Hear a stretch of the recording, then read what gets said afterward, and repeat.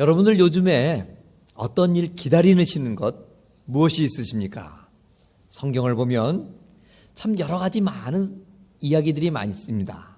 그 가운데 하나가 바로 기다림에 관한 이야기입니다. 하나님께서 쓰시는 사람, 여러분 어떤 사람이라고 생각하십니까?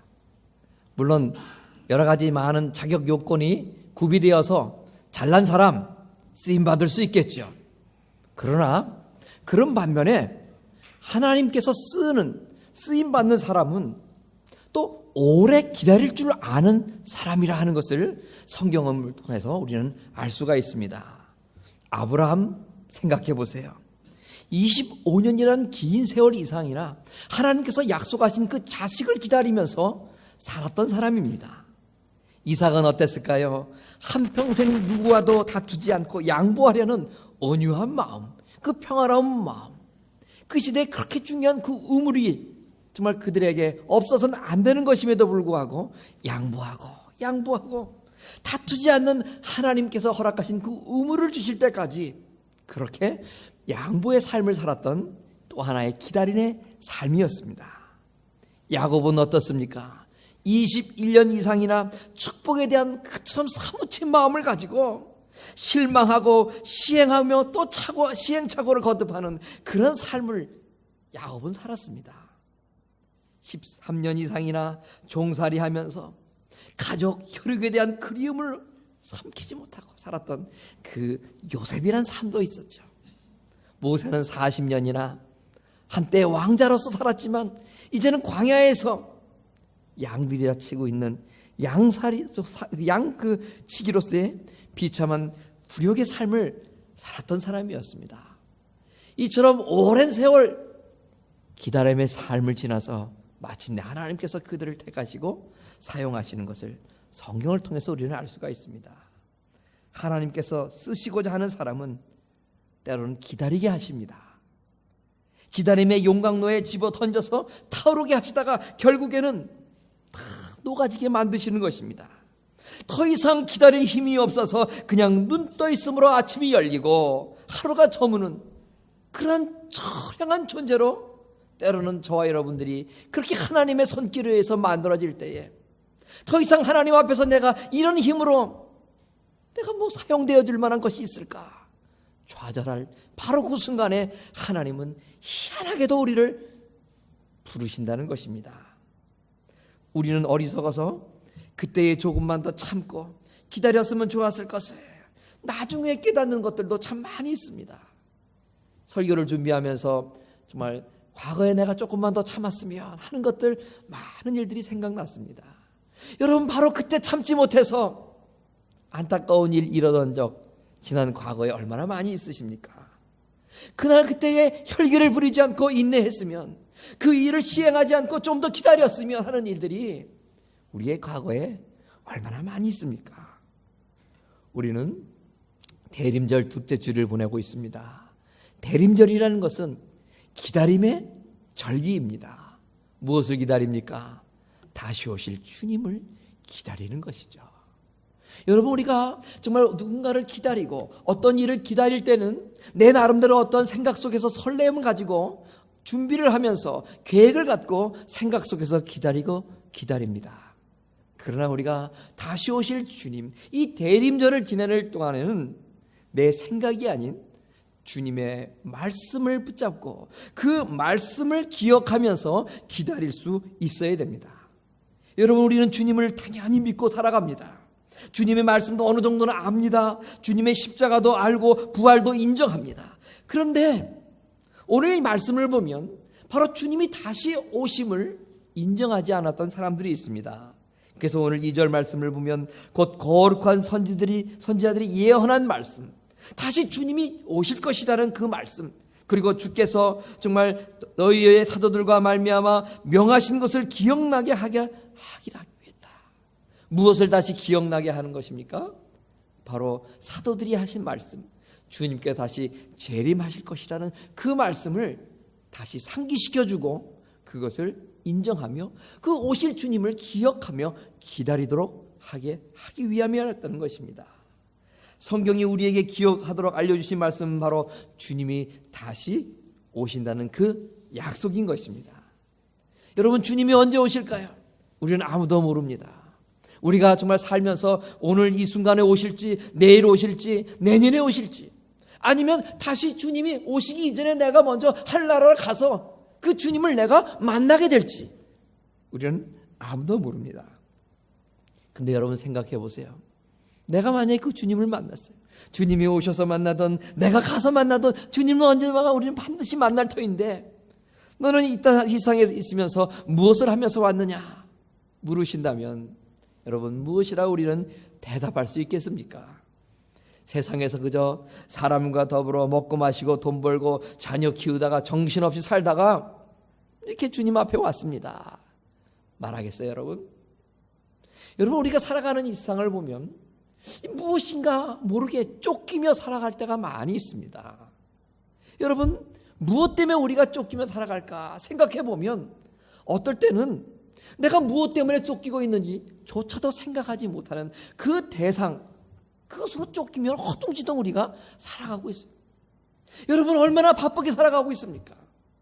그리고 또는 무엇인가를 붙잡으려고 무엇을 향해서 막 달리게 하는 육상선수와 같은 마음으로 무엇인가를 향해 달려가고 있다 이 말이죠. 그런데 가만히 서서 멈춰보면 내 이처럼 바쁘게 달려가는 인생살이 과연 궁극적인 목적, 골이 무엇인가 생각나지 않을 때가 너무나 많이 있어요. 알 수 없는 것에 의해 쫓겨 살아가는 우리들, 알 수 없는 무엇인가를 향해서 막 달려가는 우리들, 목적 없는 인생, 비전 없는 인생의 단적인 모습인 것입니다. 여러분, 우리가 살아가는 인생은요, 무엇인가 기다리는 인생인데 그 가운데 하나 분명한 것은 다시 오실 주님, 아니면 내가 가서 만나게 될 그 주님을 기다리면서, 바로 그 순간을 기다리면서 살아가야 된다는 분명한 골이 있어야 돼요. 누군가를 만난다 할 때는요, 반드시 그분을 만나서 내가 어떻게 해야겠다는 생각이 있게 마련입니다. 내가 반드시 주님을 언젠간 만나겠다, 가서 만나든 오셔서 만나든 이 주님을 만난다고 생각할 때는 그분과의 만남 속에서 해야 될 말도 생각날 것이고요, 그분 앞에서 부끄럽지 않은 나의 삶을 준비해야겠다는 그런 삶의 준비도 우리들이 있게 될 것이에요. 쫓기긴 쫓기는데 무엇 때문에 쫓기는지, 무엇을 향해 가곤 가는데 무엇 때문에 가는지 모를 때는요, 막연히 간다는 얘기입니다. 준비가 되어 있지 않게 된다는 거예요. 우리의 인생은 분명히 만남이 있는데 그것은 바로 다시 오실 주님과의 만남이에요. 오셔서 만나든 가서 만나든 그분과를 만날 때는 여러분 반드시 우리의 마음속에 준비, 우리의 삶 속에 준비가 있어야 된다는 거예요. 이것이 바로 세상 사람들이 정처 없이 떠돌아 사는 이력편주와 같은 인생을 살아가는 그 모습과 반드시 만날 만한 분이 있다는 것을, 우리의 인생의 마지막 순간에 누구를 만난다는 것을 알고 있는 그리스도인과의 삶의 차이가 바로 이것이라는 것입니다. 주님의 복음 사역이 거의 끝날 즈음에 어느 날 주님이 예수님께 이런 말씀을 하셨어요. 얘들아, 내가 곧 이제 하늘나라로 갈 것이다. 그러니 너희는 마음에 근심하지 말아라. 하나님을 너희들이 믿지 않니? 그러니 또 나를 믿어. 내 아버지 집에 내가 가는데 내 아버지 집에는 거할 곳이 정말 많단다. 내가 먼저 거기를 가서 너희들이 살 집을 마련하고 다시 내가 너희들을 데리러 이 땅에 올 거다 하고 예수님 말씀하셨어요. 이런 이야기는 바로 곧 예수님이 십자가에 지시고 너희들을 떠날 것이라는, 제자들을 떠날 것이라는 것에 대한 두려움 속에 있는 제자들 향한 예수님의 위로의 메시지입니다. 자, 예수님 마지막에 하신 말씀이 뭡니까? 떠나는 것으로 끝나지 않는다는 말씀입니다. 그것에서 많은 제자들이 거할 만한 것을 예비하고 다시 너희들 제자들에게 오겠다, 재림하겠다고 말씀하셨죠. 이런 말씀 앞에 제자들은 마음속에 위로를 받고요, 요한계시록에도 보면 많은 환난과 역경 속에 살고 있는 많은 그 백성들, 이런 다시 오실 주님을 사모하면서 주 예수여 어시옵소서 마라나타 하면서 다시 오실 주님을 기억하고 인정하며 기다리며 살았다는 거예요. 그런데 오늘 본문에 나와 있는 성도들은요, 그런 다시 오실 주님에 대한 기대와는 달리 세상의 많은 거짓자들, 사단의 유혹에 의해서 주님의 말씀을 점점 잊어버리며 살아가고 있었습니다. 창세기에 보면 소돔과 고모라의 타락상이 기록되어 있죠. 저들의 죄악이 하늘에 닿았습니다. 하나님은 천사들을 아브라함에게 보내셨어요. 그래서 저 소돔과 고모라를 내가 심판하겠다 말씀하셨지요. 아브라함은 눈물로 소돔과 고모라의 구원을 간구했습니다. 50명에서부터 시작된 그 소돔과 고모라 땅의 의인은 점점 줄어들고 단지 10명이라는 작은 숫자의 그 의인이 그 소돔과 고모라 땅에 없음으로 말미암아 구원받지 못하고 마침내 멸망을 받았습니다. 근데 이제 롯이라는 조카가 있지 않습니까? 그 롯이 사위들에게 이런 말씀을 했어요. 여호와께서 이 성을 멸하실 터이니 너희는 일어나 이곳을 떠나라 하고 하나님의 그 심판을 말씀했어요. 그럴 때 이 롯의 이야기를 듣고 있던 사위들이 이런 말씀을 하셨어요. 창세기 19장 14절에 보면 그의 사위들은, 롯의 사위들은 그 롯의 말을 무엇으로 여겼다? 농담으로 여겼다. 오늘 이 당시에 많은 사람들을 예수님이 재림하실 것이라는 그 하나님의 엄연한 말씀에도 불구하고 믿지 않고 농담으로 여기는 사람들이 이 당시에 많이 있었다. 그래서 이들의 마음속에는 다시 오실 예수님은 머릿속에 없었어요. 사람들이 다시 오실 재림을 이야기할 때 많은 사람들이 조롱하고 비웃고 농담으로 여겼던 거예요. 오늘 말씀 3절과 4절 말씀도 보니 먼저 이것을 알지니 말세에 조롱하는 자들이 와서 자기의 정욕을 따라 행했던, 그 조롱하면서 주께서 강림하신다는 약속이 어디 있느냐? 조상들이 잔 후부터 만물이 처음 창조될 때와 같이 그냥 있다 하면서 재림주를 이야기하는 사람들을 향하여 조롱했다는 거예요. 하나님께서 천지를 창조하신 그 이상 아무런 변화도 없는데 주님이 오신다면 무슨 세상에 좀 예고도 있어야 되고 좀 뭔가 오실 만한 변화가 있어야 되는데 그대로 있지 않느냐? 그러니 주님이 오실 것 같냐? 오시지 않다고 말씀하시는 거예요. 근데 여러분, 우리는 잘 알고 있습니다. 예수님이 오실 때는 내가 가겠다 예고를 하시고 오시는 것이 아니라 그랬어요. 도둑과 같이 오신다 그랬어요. 비록 이 세상 속에서 주님이 오실 징조는 아무것도 없다 할지라도 내일 오실 수 있고요, 내년에 오실 수 있는 거예요. 모레 오실 수 있고요, 다음 달에 또 오실 수 있는 거죠. 그러나 이들은 세상에 아무런 변화가 없음으로 말미암아 주님이 어찌 오실 수 있겠느냐 하면서 주님 오심을 조롱하고 부정했던 것을 볼 수가 있습니다.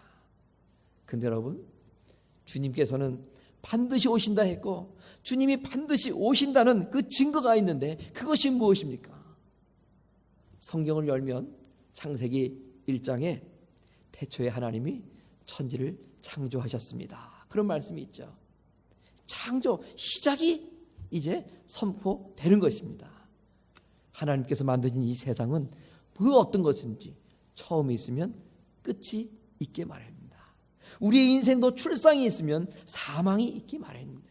이 지구가 영원할 것 같아도 하나님 반드시 계획 가운데 시작과 더불어 마지막 종점이 있다는 것을 우리는 알아야 된다는 것입니다. 왜 하나님께서 태초에 하나님이 천지를 창조하셨다라고 썼을까요? 그냥 하나님께서 천지를 창조하셨습니다라고 쓰면 안 됐을까요? 왜 태초란 말이 꼭 언급되었을까요? 이 말은 시작에 이처럼 하나님의 창조로 말미암아 시작됐다는 그 시작 포인트가 있었다는 것을 얘기해 주시는 것이고, 이것을 뒤집어 보면 그러면 마지막 때가 있다는 것이고 마지막 때에는 하나님의 심판이 임할 것이라는 것을 암시적으로 우리에게 말씀하신 것입니다. 이 아름다운 세상에서 하나님이 창조하신 은혜를 우리는 잊어버리며 살아갈 때가 많이 있습니다. 나가서 하나님의 창조와 심판도 잊어버리며 흥청망청 오늘이 좋습니다 하며 살아갈 때가 많이 있습니다. 노아 시대도 보십시오. 노아의 8 식구를 제외한 인간 모든 사람들과 동식물들이 정말 그 대심판 하나님의 홍수 앞에서 조롱하면서 노아의 방주를 짓고 있는 사람들을 조롱하며 그 속에 합류하지 않았을 때 마침내 하나님의 물 심판이 임했던 거예요. 하나님의 심판은 이처럼 아무런 변화 없는 가운데 갑자기 임하고 주님의 재림 역시 그렇게 임한다는 거예요.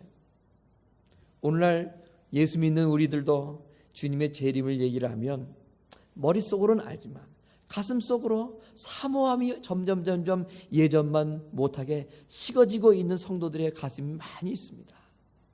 여러분, 우리가 오늘 하루하루 살아갈 때 보면요, 힘들고 어려운 세상을 살아가지만 그래도 예전에 비해서 얼마나 정말 살기 좋은 세상을 살아가고 있습니까?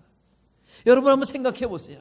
이민생활 10년 20년 해서 이제 좀 기반도 닦고 이제 고생 안 하면서 이제 좀 살아갈 만 하는데 주님이 오신다면 얼마나 아깝겠습니까? 주님, 이제부터는 좀 내가 누려야 될 시간입니다. 주님, 이제까지 내가 이민생활 10년 20년 하면서 고생 너무 많이 한 거 아시잖아요. 하나님, 그러니까 이제부터는 내가 좀 호강을 하며 좀 살아야겠는데, 고생한 거 좀 보상받아야겠는데, 주님 지금 오신다면 너무 그것이 아깝지 않습니까? 그러니까 나중에 좀 오세요. 그러니까 나 죽은 후에 다음 세대에 오세요 하는 마음 있을 수 있습니다. 그러나 여러분, 주님이 원하시는 마음은 그런 마음이 아닙니다. 성경에서 심령이 가난한 자가 복이 있다, 그런 말씀 하셨죠. 심령이 가난하다는 건 뭡니까? 내 마음이 영적인 파산의 상태에 이르렀다는 말입니다. 내가 물질이 있어요. 내가 건강해요. 살기가 넉넉해요. 그럼에도 불구하고 우리들은 심령이 가난한 사람이 되어야 돼. 그래야 하나님 앞에 복 있는 자라는 거예요. 세상의 많은 물질과는 관계없이 내 마음은 아직도 줄이고 굶주려서 하나님의 은혜에 대한 갈급함이 있는 상태, 그것이 바로 심령이 가난한 자예요. 주님은 우리가 육신적으로 아무리 부유하다 할지라도 영혼으로 배부르고 영혼으로 줄이기를 원하시는 거예요. 내가 부족한 것이 없어서 기름지고 정말 맛난 음식 먹으면서 배 따뜻하게 산다 할지라도 여전히 우리의 심령은 가난한 사람이 되어야 되는 거예요. 홈리스와 같이 주님, 나를 도와주세요. 당신이 나를 도와주지 않는다면 나는 이 순간을 살아갈 수 없습니다 하는 그런 간절한 주님을 향한 그 애절한 마음을 가지고 우리가 살아가야 된다는 거예요. 그런 애절한 마음이 있을 때에 우리의 마음속에 사라지지 않는 것은 바로 다시 오실 주님에 대한 그 기대, 주님께서 주실 그 은혜, 그것들이 우리들에게 사라지지 않는 거예요. 주님의 은혜를 기대하고 다시 오실 주님에 대한 기대가 우리 가운데에 바로 심령이 가난한 사람이 되었을 때에 끊이지 않고 늘 주님을 사모하며 살아가게 되는 것이죠. 여러분, 옛날에 사무엘 버켓이라는 사람이 이 고도를 기다리며라는 이 희곡을 썼죠. 거기에 이제 남자들이 나와가지고 그 대사도 별로 없습니다. 고도라는 사람이 온대. 몇 마디 서로 주고받으면서 서로 주머니에 이렇게 손을 넣고 이렇게 서로 고도가 온대. 고도가 언제 올까? 뭐 이런 식의 대화를 하는 거예요. 굉장히 그 의미가 참 난해하고 재미가 없는 그런 연극입니다. 그런데 여러분, 이게 이 노벨 문학상도 받았는데 한 50년 동안 그 고도를 기다리려면 그 희극이 계속 이제 재현이 되는데요. 50년 되는 해에 기자들이 그 버켓에게 물었어요. 여러분, 고도가 누굽니까? 많은 사람이 그 당시에 고도를 뭐 메시아라 생각했어요. 고도를 사람들이 기다리고 있는 어떤 환경인가 생각을 했어요. 근데 버켓이 이런 얘기를 하는 거예요. 고도가 누굽니까? 저도 모르겠습니다. 그런 얘기를 하는 거예요. 그 고도를 기다리며라는 그 희극은 많은 사람들의 삶, 곧 공허하고 의미 없는 무엇을 기다리고 있는지도 자신도 모르는 채 살아가고 있는 그런 오늘날의 사람들의 실존을 비유한 말입니다. 여러분, 우리의 인생에 있어서 사랑과 은혜와 지혜와 하나님이 없다면 우리도 고도를 기다리며라는 희극과 같이 무엇을 아까 말씀드린 대로 기다리면서 살아가는 것 같은데 생각하면 무엇을 기다리는지 알지 못하고 무엇을 향하여 우리가 달려나가는 것 같은데 살펴보면 내가 무엇을 향하여 달려나가는지 모르는 그런 공허한 인생만을 살아가기 쉽습니다. 그러나 우리 그리스도인들의 소망, 우리 그리스도인들의 기다림은 바로 예수 그리스도인 것입니다. 디도서 2장 13절에도 보면 복스러운 소망과 우리의 크신 하나님 구주 예수 그리스도의 영광이 나타나심을 기다리게 하셨다. 우리는 이 세상 목적 없이 살아가는 인생이 아니에요. 하나님의 영광을 위하여 그분을 만날 때에 착하고 충성된 종이다라고 인정받는 그 시간이 있음으로 인하여 우리가 그것을 향하여 달려나가는 인생이라. 분명한 목적이 있는. 어느 마을에 할머니 한 분이 사셨어요. 그 할머니 집에서 정성스럽게 꽃을 키워서 이 장터에 내다 파시는 할머니예요. 혼자 고생하며 사시니 뭐 얼굴이야 얼마나 잘 가꾸셨겠어요. 까만 얼굴에 굵은 주름이 깊게 펴있는데, 그럼에도 불구하고 그 장터에서 모든 사람이 그 할머니를 볼 때마다 아주 기뻐하는 거예요. 그 이유인즉슨 이 할머니의 얼굴에서 웃음이 떠나지 않기 때문에. 그래서 장터에 있는 모든 같은 장사하는 분들이 그 할머니를 행복 할머니라 부르고요. 그 할머니 한 번 만나보길 좋아하고, 그 할머니 안아드리길 좋아하고, 그 할머니와 대화 나누는 거 그렇게 기뻐하는 거예요. 근데 이제 읍내에 이제 장터에 있는 사람들이 할머니 어떻게 이렇게 늘 웃음이 떠나지 않습니까? 그러니까 여보게 무슨 소린가? 나도 힘들고 어려운 일이 왜 없겠나? 그런데 힘들고 어려울 때마다 나는 딱 한 가지 생각하는 게 있어. 죽으셨다가 사흘 만에 다시 부활하실 주님, 부활하신 그 사흘 만에 부활하신 주님을 생각하면 어떤 고난도 나는 다시 기쁨으로 변하네. 그리고 나는 그 사흘 만에 부활하신 예수님 생각하면서 나도 생각하는 거 결심하고 오늘까지 지킨 것이 있는데, 그래, 아무리 슬픈 일도 아무리 괴로운 일도 딱 3일만 참아보자, 그런 마음을 갖기 시작했다는 거예요. 3일만 참아보자. 오늘날의 괴로움이 반드시 이 참고 기다림을 통해서 기쁨으로 회복될 거야. 아무리 짜증나고 괴롭고 화나는 일이 있어도 그래, 나는 3일만 참아보자, 이 할머니 했다는 거예요. 근데 희한하게도 3일 참았더니 짜증난 얼굴 기쁨으로 변하고, 슬픈 얼굴 밝은 얼굴로 다 인생사 거의 변하다라는 거예요. 짜증이 왜 납니까? 괴로움이 왜 납니까? 다 내 마음속에서 짜증이요, 내 마음속에 괴로움이라 생각하기 때문에 짜증이 나는 거예요. 그런데 3일 동안 참고 인내하며 기다리면서 하나님 주시는 평강의 마음으로 지배를 받고 다스리다 보니 그런 자기의 생각이 다 3일 안에 정리가 돼서 괴로움과 짜증이 웃음으로 바뀌더라는 거예요. 그래서 그 할머니가 바로 행복 할머니가 된 거예요. 여러분, 힘들죠? 짜증나죠? 3일만 참아보세요. 옆분하고 한번 얘기해 보십시오. 우리 3일만 참아봅시다. 한번 해보세요.